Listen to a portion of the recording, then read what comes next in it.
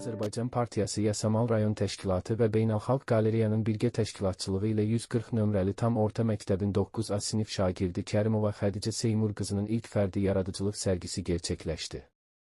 Sərgini giriş sözü ilə Beynəlxalq Qaleriyanın direktoru Elnurə İskəndərova açdı. Elnurə xanım qeyd etdi ki, sərgi təsadüfi bir tarixə düşməyib.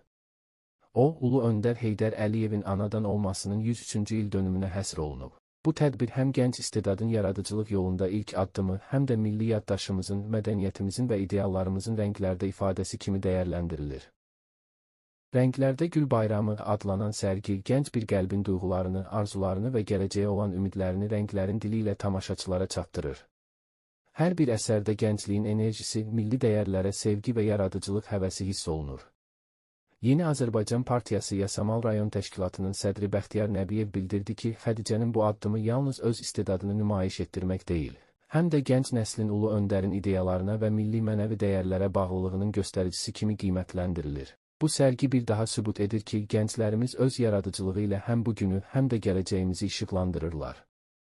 Sərgidə fəxri qonaq olaraq Professor Mahirə Hüseynova, deputat Göydəniz Qəhrəmanov, deputat Ceyhun Məmmədov iştirak edirdilər. Xədicə Kərimovanın valideynləri, atası Müdafiə Nazirliyinin əməkdaşı kapitan Seymur Kərimov, anası Müdafiə Nazirliyinin əməkdaşı mayor Arzu Kərimova, sinif rəhbəri Anaxanım Dadaşova, sinif yoldaşları və tədbirdə iştirak edən digər qonaqlar gənc rəssama uğurlar arzuladılar. Onun yaradıcılıq yolunun başlanğıcı olan bu sərginin gələcəkdə daha böyük uğurların müjdəçisi olacağına inandıqlarını vurğuladılar. Sərgi rəsmi olaraq açıq elan edildi və qonaqlar gənc istedadın rənglərdəki dünyası ilə tanış olmağa dəvət olundu. Sərgidə rəssamın floristika, kətan yağlı boya, akvarel növlərində 50 rəsm əsəri sərgilənirdi. Sonda gənc rəssama ilk fərdi yaradıcılıq sərgisinə görə mükafat təqdim olundu, xatirə fotoları çəkildi.